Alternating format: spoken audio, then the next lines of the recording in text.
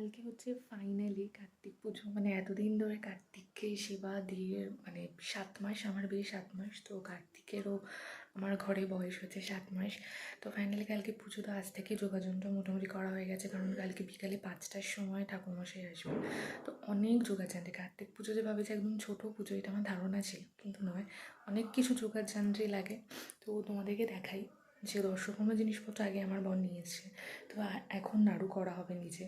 তো এখন থেকে যোগাযন্ত্র হয়ে গেছে।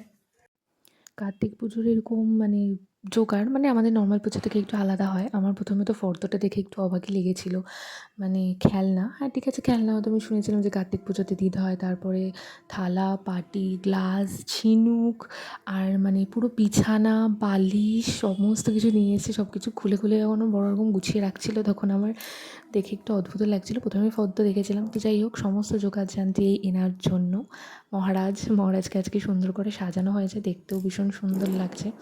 আর এদিকে এই ডাবগুলো আগে থেকে এনে রেখে দিয়েছে বাপি, আর এই থালাগুলো বাটিগুলো যেগুলো লাগবে সেগুলো আগে থেকে বার করে রাখা আছে এখানে।